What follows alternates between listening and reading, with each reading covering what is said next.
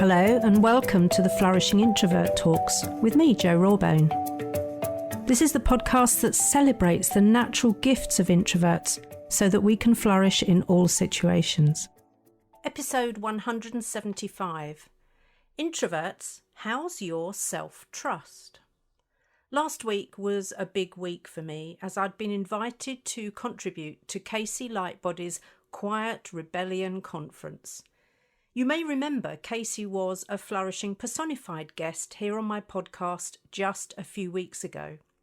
I joined as many sessions in the conference as I could, bearing in mind the agenda aligned with the host's Australian time zone. The whole week was such a humbling, life-affirming and inspiring event. And I hope some of you got to join as well. Huge congrats to Casey. She was losing her voice towards the end of the week, and I know she'll be taking a well-earned rest right now. Because that's what we do as flourishing introverts. We pre-charge, give our commitments our all, and then recharge for the next thing. We don't play small and use our introversion as an excuse. Anyway, Casey interviewed me about why introverts make great leaders. And of course, I was able to furnish her and her audience with plenty of examples, hints and tips. I was also one of the panellists on a couple of live sessions. The final one was about making a global impact, and the first one about the importance of being self-led. My fellow panellists on both panels were truly remarkable, so much so that I experienced some self-doubt and even a bit of imposter syndrome as I listened to their contributions. And it happens to us all from time to time.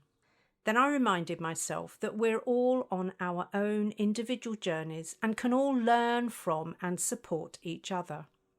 One of the questions we were asked to comment on in this first panel was about the key traits to adopt to step into unwavering self-trust.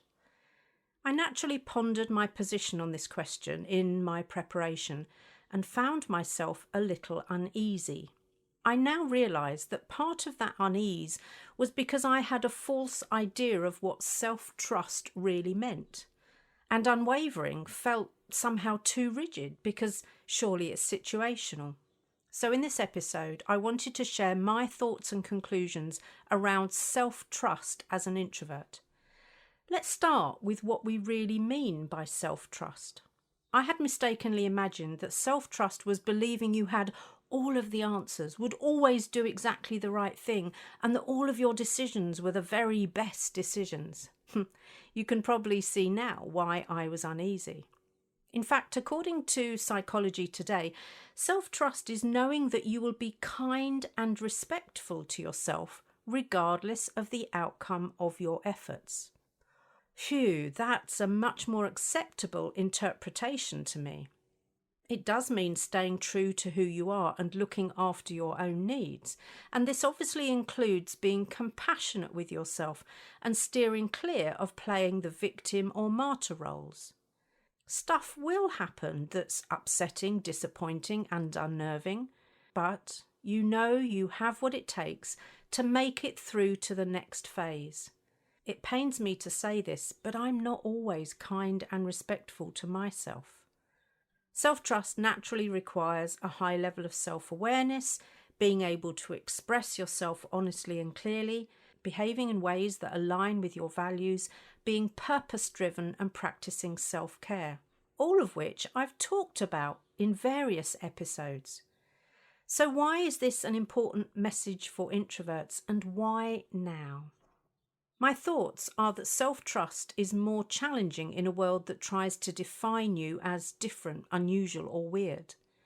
If you've studied any kind of psychology, you may well remember the psychological experiments testing groupthink and conformity bias, where we'll say and do things we don't necessarily believe in order to fit in and get on. Which of us has not done that at some point in our lives? In my case, my more than 2 decades of pretending to be more extroverted was an example of this. And whilst I did experience some success using this strategy, ultimately it led to introvert burnout. The good news is that we can develop self-trust if we choose to. And my invitation to you is to make that choice, because I believe it will be a really important choice. Here's how and why. Self-trust is not an inherent trait. It's cultivated through introspection, self-awareness, and continuous personal growth. Introverts can develop self-trust by practicing self-observation, by exploring and understanding their values, their strengths, and their weaknesses, by reflecting on past experiences, and by actively seeking self-improvement. And that's what we're wired for as humans, remember? Some of us who struggle with self-doubt due to overthinking, and I count myself amongst their number, may have to set about intentionally building self-trust. As we've heard, this involves challenging self-doubt by recognising and embracing our unique strengths, setting realistic goals or intentions in my case, and celebrating small victories along the way. A gratitude practice is a great start when it comes to celebrating small victories, and I found it really helpful to share my victories with other people once I could get past my sense of ugly bragging. My current coach and mentor is great at calling me out when I add only into my shares.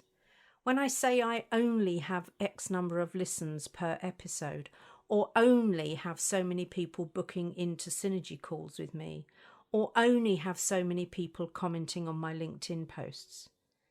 If you find yourself doing that, lose the only, as it undermines your achievements and reminds your subconscious to play small, and that is really not helpful.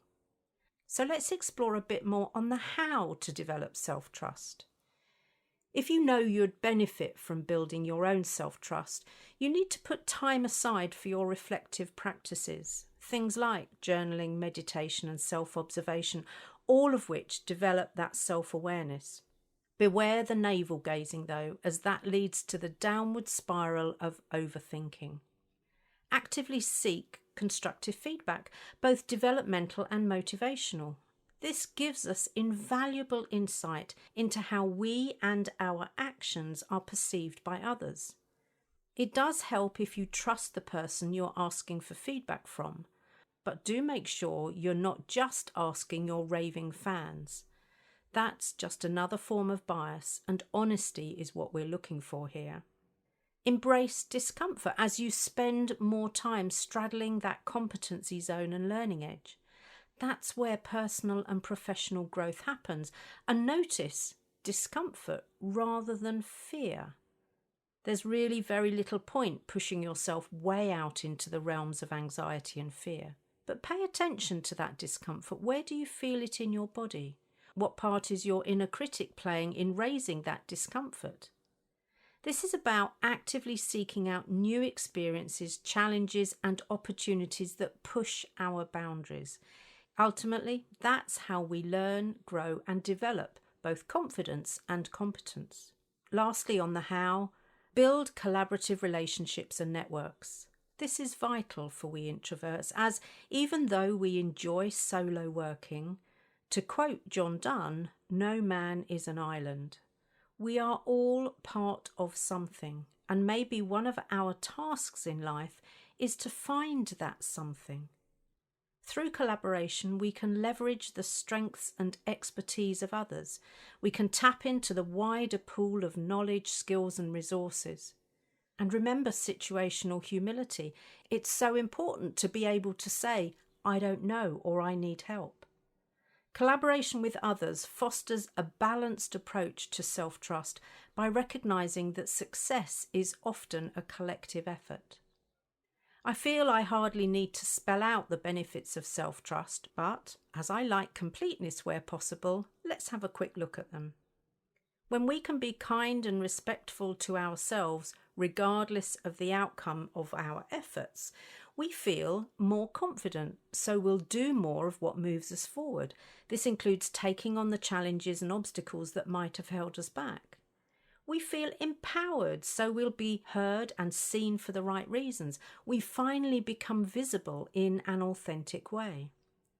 We feel emboldened, so we'll take those decisions and considered risks. less catastrophizing and more exploring. We feel resilient, so we'll align with what motivates us and keep going in spite of how difficult it may seem. Finally, we feel worthy of love and respect and kindness from others and from ourselves. And who doesn't want more of that? I know I do.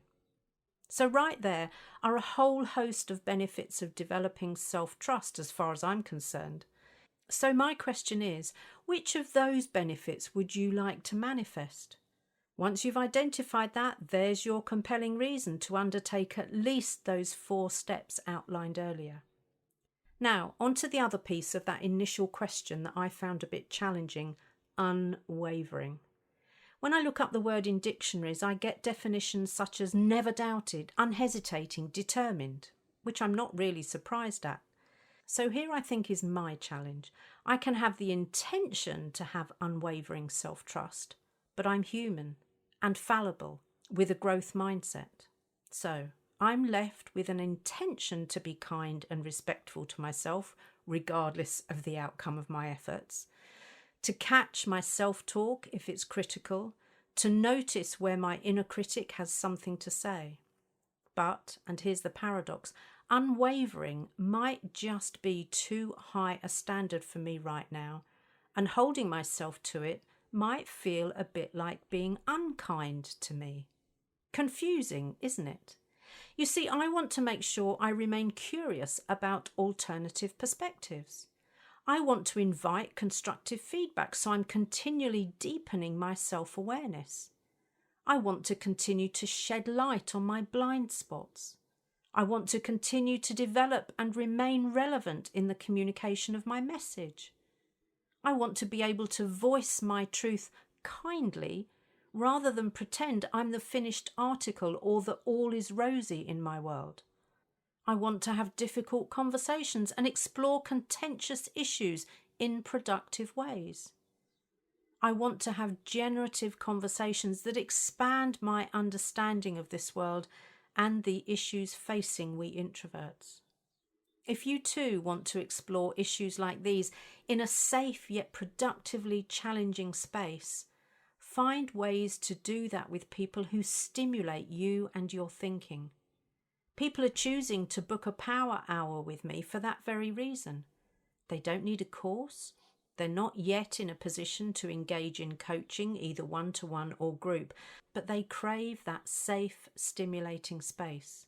I'll make sure the booking link is in the show notes. Now, how do you feel about your levels of self-trust?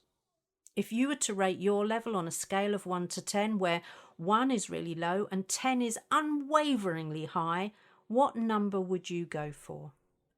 I'm about a 7 or 8 at the moment, so I know there's still work to be done.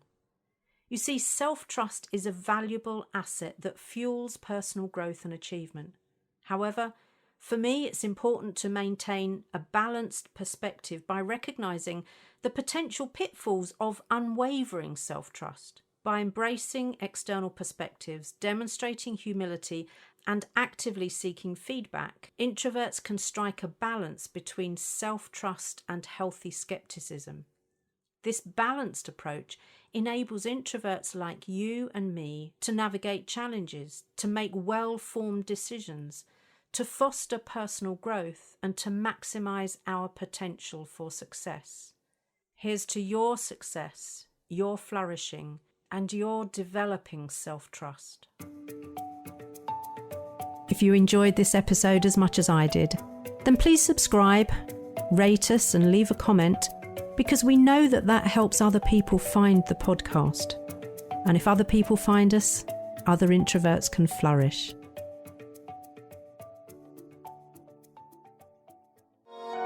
This has been a Monkey Pants Productions podcast.